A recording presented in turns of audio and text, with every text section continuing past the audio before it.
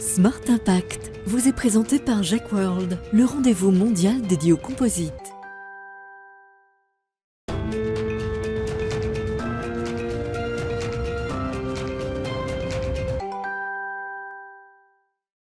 Bonjour à toutes et à tous, bienvenue au 60e salon Jacques World qui se tient ici au Parc des Expositions de Paris-Nord, Villepinte pendant 3 jours. Dans cette émission, on va évidemment découvrir les enjeux de cette 60e édition, vous présenter les Jacques Awards, les prix qui sont remis cette année, certains de leurs lauréats. On va notamment parler d'aviation, d'éoliennes et de planches de surf. C'est parti pour ce Smart Impact spécial matériaux composites.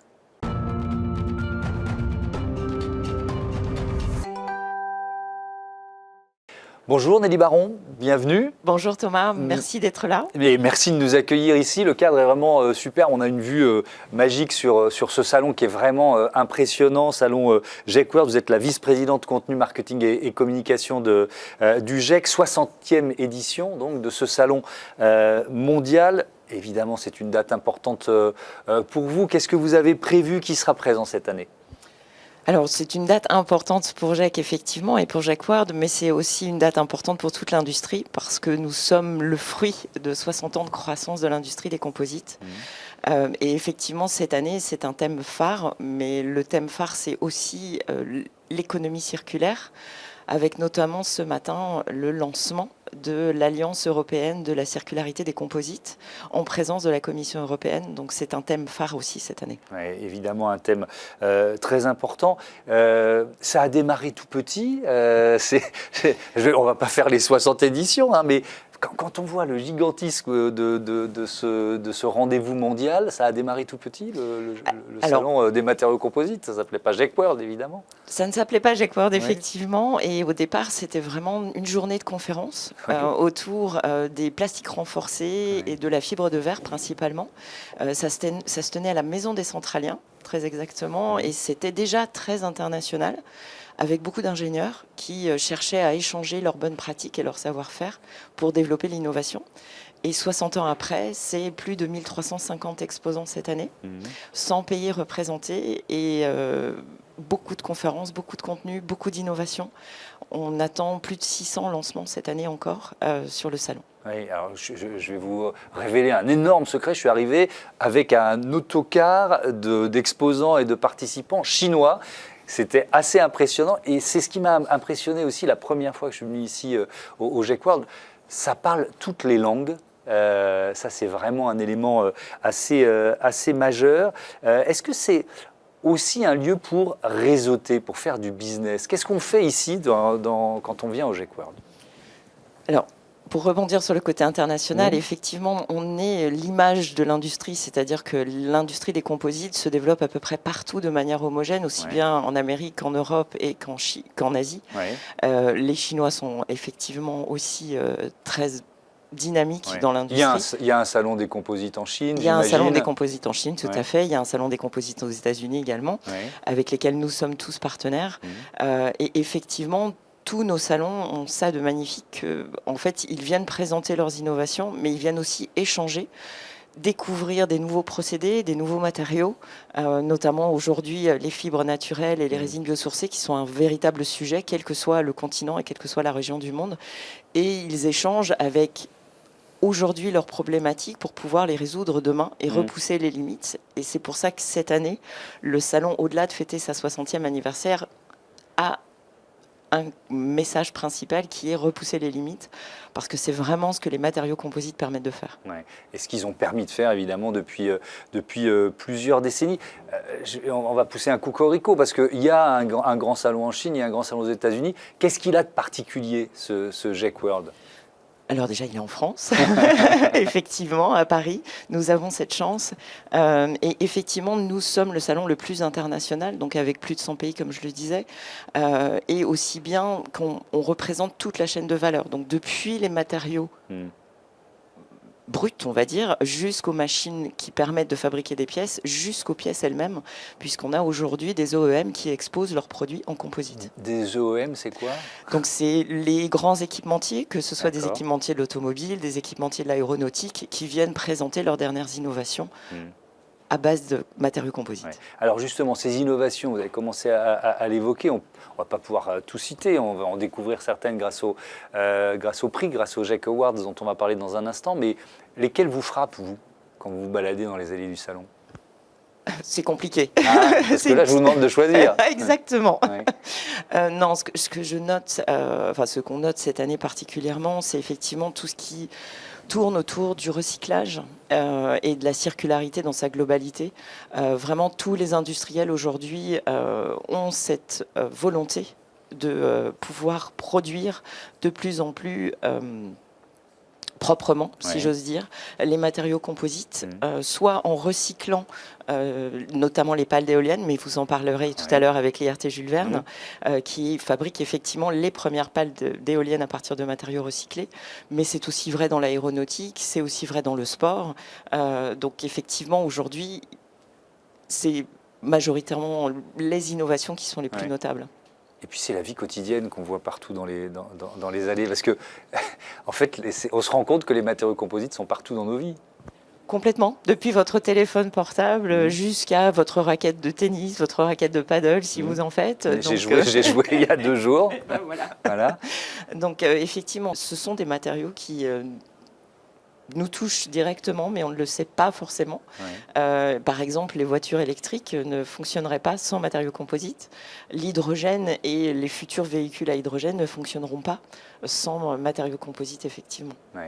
Sur ces enjeux de transition environnementale, les efforts sont faits sur quoi? Sur la recyclabilité, vous l'avez dit, sur l'étude du cycle de vie des matériaux et comment les composites eux-mêmes s'améliorent. Vous voyez ce que je veux dire en matière de cycle de vie? Vous avez raison, c'est à peu près à tous les niveaux. Donc aussi bien sur comment est-ce qu'on économise les matériaux composites pour fabriquer les pièces. Donc ils revoient les process de fabrication depuis l'étape du design de la fabrication et de la pièce, jusqu'à la fin de vie, plutôt que de faire de l'enfouissement, par exemple, des pales d'éoliennes, comment est-ce qu'on recycle les pales d'éoliennes demain pour soit les mettre dans du ciment, par exemple, pour faire du ciment, soit pour, au contraire, les refabriquer pour refaire des pales d'éoliennes. Est-ce que les matériaux composites doivent répondre à plus de défis de transition que les matériaux classiques aujourd'hui? On est obligé effectivement parfois de revoir les process de fabrication pour qu'ils soient recyclables demain. Donc c'est là qu'interviennent par exemple les fibres naturelles, qu'interviennent les résines biosourcées, puisqu'elles permettront de les recycler beaucoup plus facilement. Alors qu'aujourd'hui, effectivement, parfois, il y a de la complexité à séparer la fibre et la résine et à recycler les anciens produits. Est-ce qu'il y a un secteur plus représenté que les autres? On parlait de l'automobile par exemple, ou est-ce que finalement tous les secteurs d'activité sont représentés ici via les matériaux composites qui sont utiles? Alors tous les secteurs sont représentés ici, mais c'est vrai qu'aujourd'hui on peut dire que vous avez 25% de l'activité et de la croissance autour des matériaux composites qui tournent autour de l'aéronautique, 25% dans l'automobile et la mobilité, je dirais plutôt terrestre, et ensuite c'est les équipements, les énergies renouvelables, le sport est un très bon aussi exemple d'utilisation de composites. Mais sur le salon, en l'occurrence, on représente à peu près tous les secteurs. Le mot sustainability que je vois juste derrière vous et qu'on voit un peu partout dans le salon, il s'affiche depuis longtemps? À peu près 5 ans, mais si j'ose dire, il y a 5 ans, c'était peut-être une partie un peu marketing et un peu vernis. Aujourd'hui, ça n'est plus du tout ça. C'est vraiment intégré dans l'ADN de toutes les entreprises, quelles qu'elles soient, qu'elles fabriquent des matériaux carbone, par exemple, de fibres de carbone, ou qu'elles fabriquent des pièces. Aujourd'hui, c'est vraiment un must-have.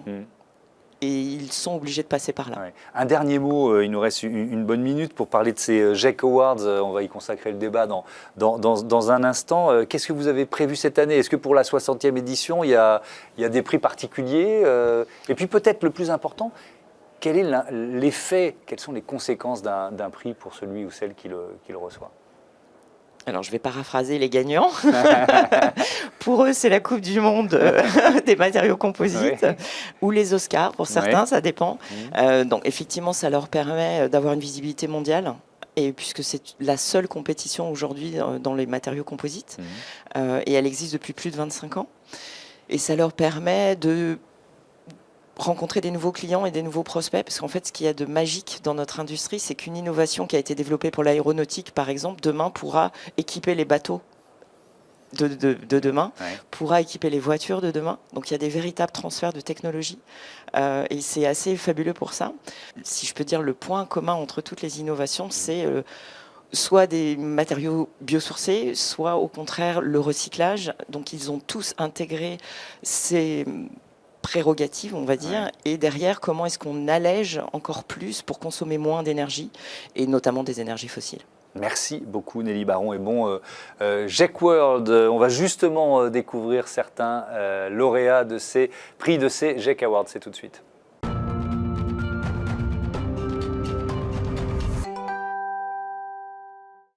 On parle des GEC Awards dans notre débat, ces prix remis à l'occasion évidemment de ce 60e salon GEC World des matériaux composites avec Dominique Bailly, bonjour.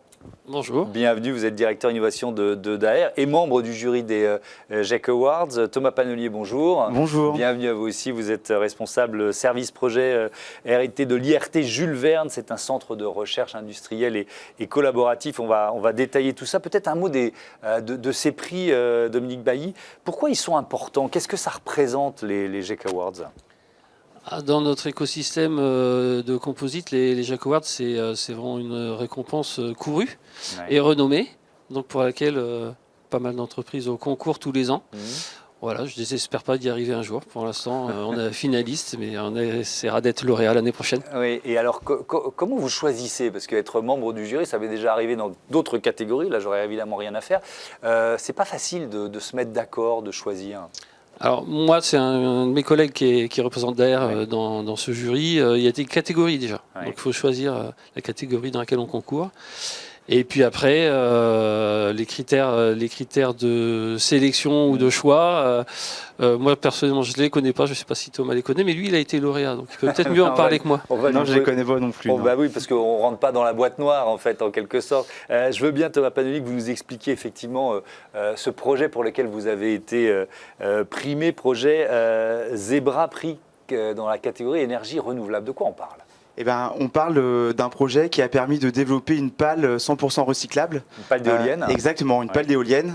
Et donc, avec un consortium large, donc Arkema, Canoë, Owens Corning, Suez, Engie. Et donc, grâce à toute cette chaîne de valeur et ce projet collaboratif, on a réussi à prouver que c'était possible de fabriquer des pales recyclables en utilisant des matériaux comme la fibre de verre et la résine thermoplastique hélium, par exemple. Donc, on est venu fabriquer cette pale. Donc déjà fabriquer une pale à l'échelle 1, ça c'est déjà une première mondiale avec ces matériaux-là. Et puis ensuite on est venu broyer cette pale, la découper, la broyer, et puis ensuite on est venu récupérer les différents composants pour refabriquer de la fibre de verre, refabriquer de la résine et refabriquer une seconde pale avec ces matériaux recyclés. Voilà. Et donc avec effectivement cette collaboration de plusieurs entreprises qui... Alors je pense que c'est assez classique dans votre secteur, mais enfin comment vous faites travailler ensemble tout ce beau monde? Et ben ça c'est le métier du chef de projet, voilà, qui anime cet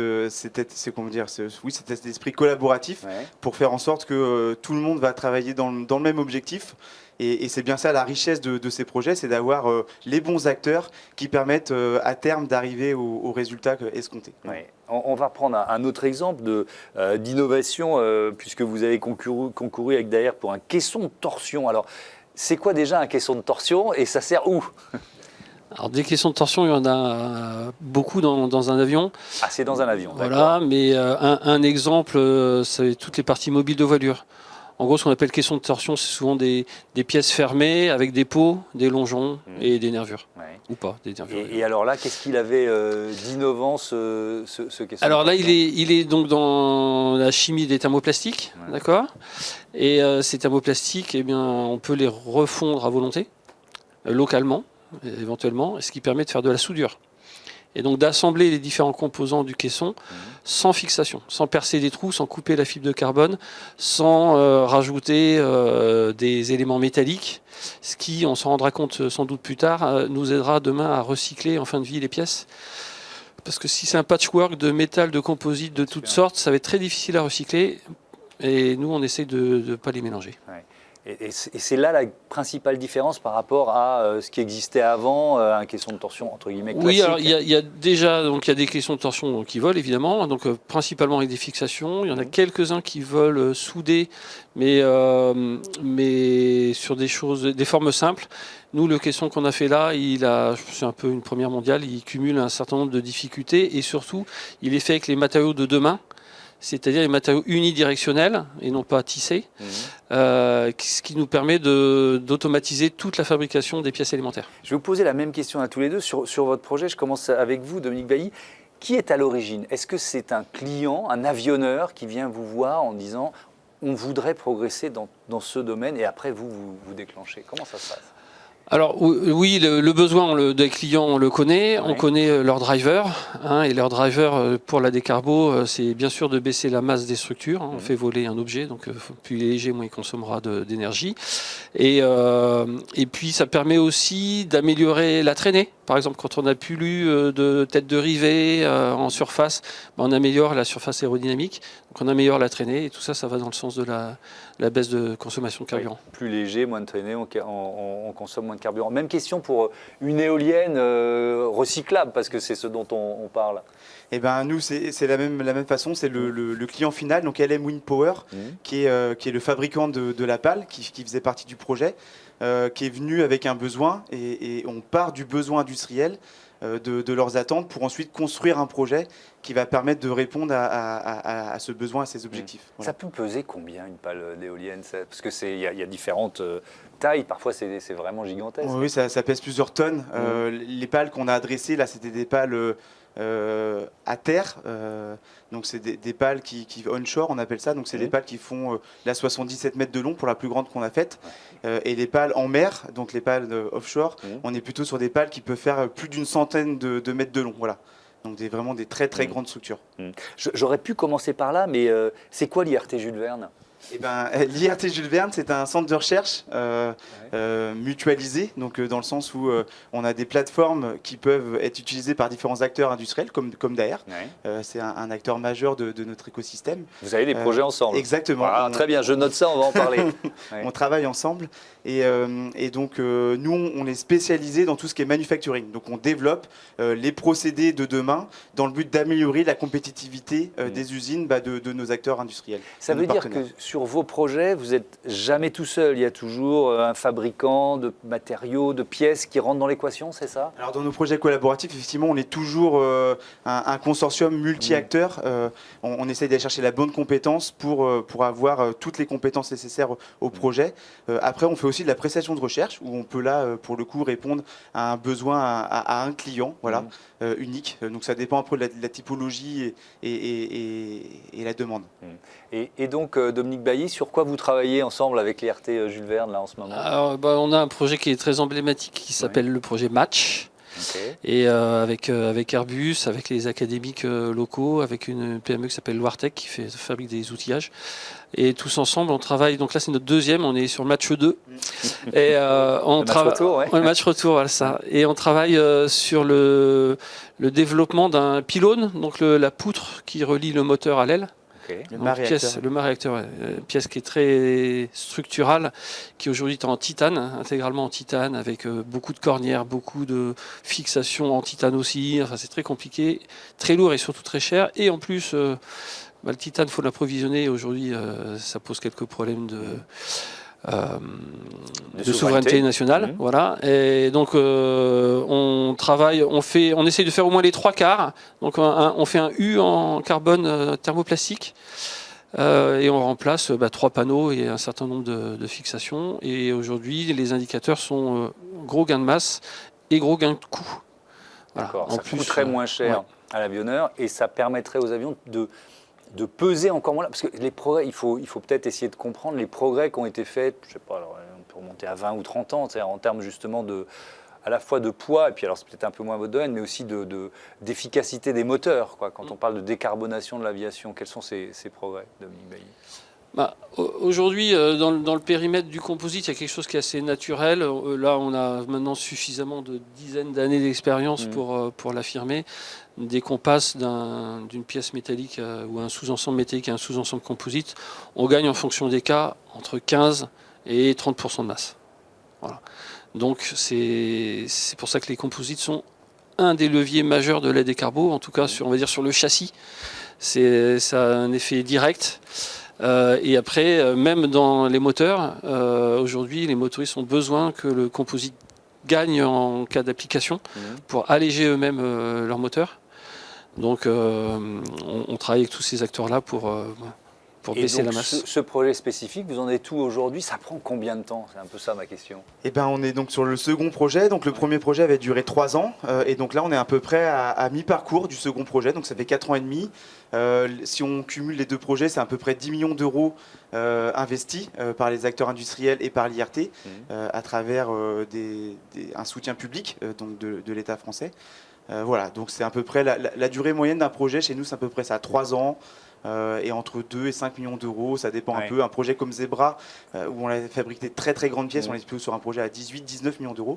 Ça peut dépendre, mais voilà. Mais alors 3 ans, ça veut dire qu'entre le point de départ, moi ma question c'est à partir de quel moment c'est les avions qui vont être équipés de ce nouveau mât-réacteur, merci, de ce nouveau mât-réacteur vont voler? Et alors ça, on peut réfléchir un peu en rétro-planning. Donc en général, Airbus, pour intégrer une nouvelle techno sur un futur programme, il faut au moins que la techno soit à TRL 6. Donc les TRL, c'est une échelle de maturité qui permet de mesurer la maturité d'une technologie. Donc elle va de 1 à 9. Entre guillemets, 1, c'est une idée dans la tête d'un chercheur. Et puis 9, c'est une techno extrêmement mature qui vole sur avion, ça, en série. Et donc l'idée, c'est de l'amener à TRL 6. Et donc voilà, là, il y a 4 ans et demi, on était à TRL 3. Et l'objectif, c'était à peu près à TRL 5 peut-être, à la fin du projet, pour ensuite transférer entre guillemets nos développements chez les acteurs industriels pour qu'ils accompagnent l'industrialisation, le transfert dans leurs usines. Merci beaucoup, merci à tous les deux. Merci à vous. Bravo pour votre prix et bon, c'est gentil. Et bon salon GEC World. Je reçois tout de suite un autre lauréat de ces prix. Et si on s'offrait quelques minutes de surf?